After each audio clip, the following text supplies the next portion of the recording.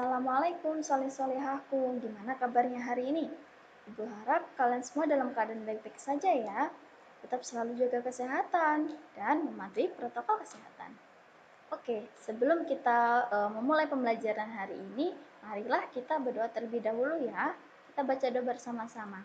Bismillahirrahmanirrahim. Raditu billahi rabba wa bil islami dina wa bi Muhammadin nabiyya wa rasulah. Rabbi zidni ilma warzuqni fahma. Amin.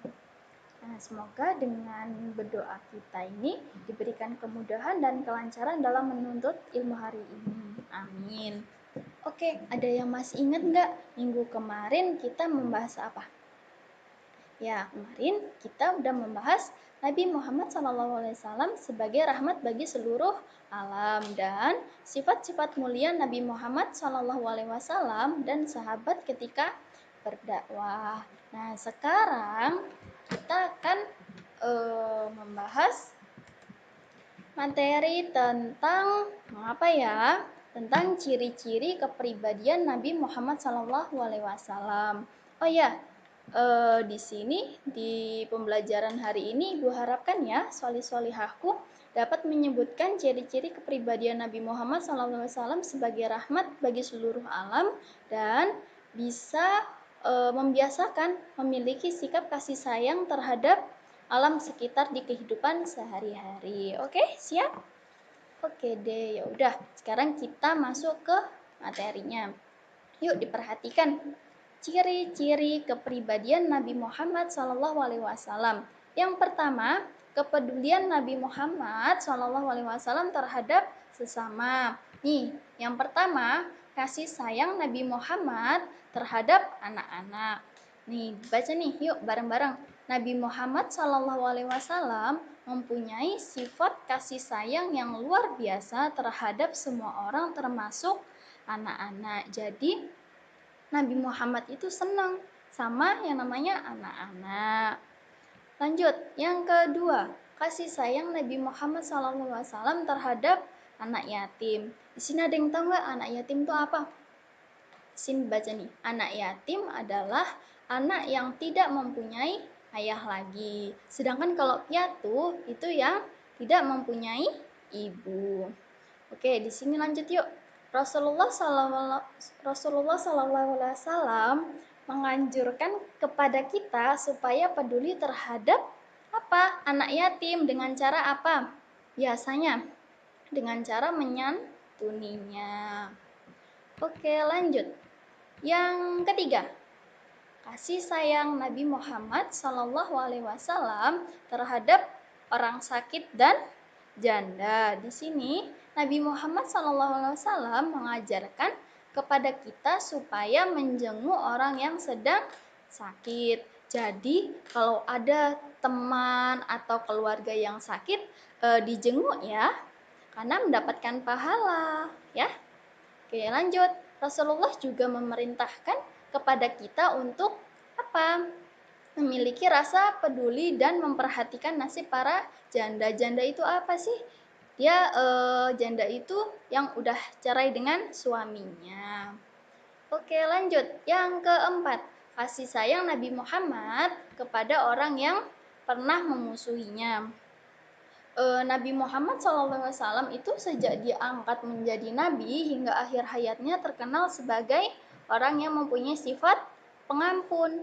Rasulullah itu tidak memiliki rasa dendam. Karena apa? Karena Rasulullah diutus oleh Allah itu bukan sebagai orang pemarah atau pendendam, tetapi sebagai seorang yang pengasih dan penyayang. Di sini orang yang dulu memusuhi dakwah Nabi itu siapa? Yang pertama ada Umar bin Khattab, terus Abu Sufyan bin Harb, kemudian Sofwan bin Umayyah. Itu ya salah satunya. Lanjut, yang kedua, kepedulian Nabi Muhammad SAW terhadap alam sekitar. Nih, yang pertama, apa? Menyayangi binatang. Jadi, Rasulullah itu sangat suka dengan binatang, apalagi dengan kucing. Di sini siapa? yang di rumahnya melihara kucing. Nah, sip. Berarti sama seperti Rasulullah. Di sini Rasulullah menganjurkan kepada kita agar menyayangi binatang. Beliau sangat sayang kepada binatang. Nabi Muhammad juga melarang kita membuat binatang menjadi buas dengan jalan mengadu yang satu dengan yang lain. Oke, di sini apa sikap yang harus kita lakuin buat binatang? Nih, bersikap lemah lembut terhadap binatang. Jadi jangan jangan pernah kasar sama binatang, apalagi sering mukul binatang atau menyakitinya ya. Karena itu apa? Dosa. Rasulullah tidak senang dengan orang yang sering menyakiti binatang. Lanjutnya, larangan bersikap kasar terhadap binatang. Nah, di sini kalian kalau punya binatang peliharaan disayangi ya, jangan dikasari, jangan sering dipukul atau dijahatin ya, karena nggak boleh, dosa juga ya. Oke, lanjut yang kedua, menyayangi tumbuh-tumbuhan.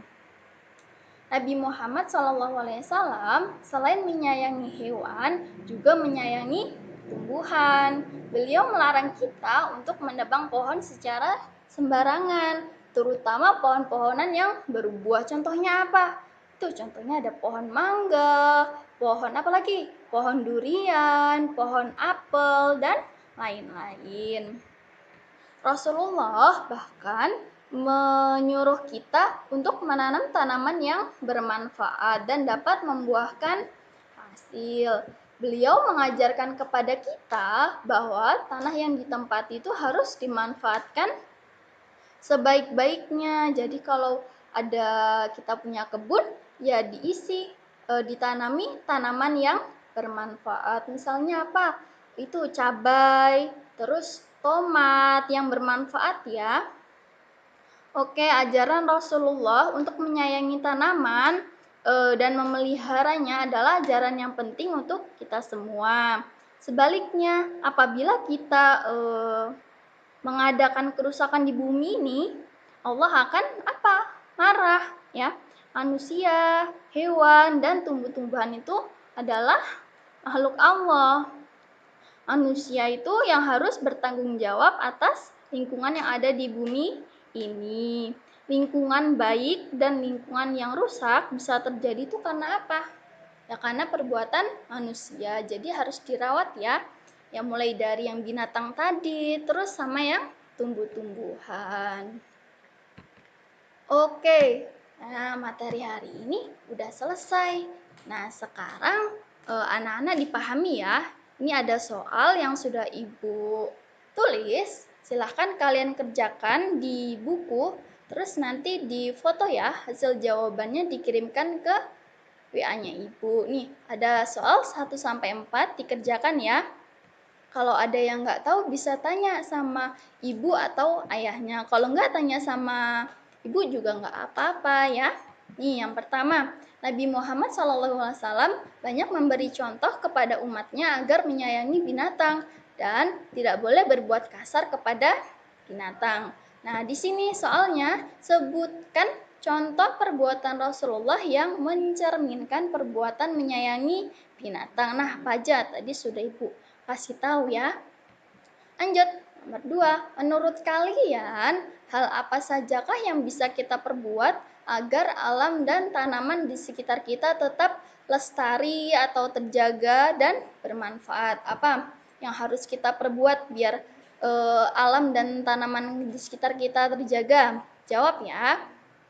Lanjut, yang ketiga, Nabi Muhammad SAW sangat peduli kepada kehidupan sesama. Sebutkan bentuk kasih sayang yang mencerminkan kepedulian Rasulullah kepada kehidupan sesama tersebut.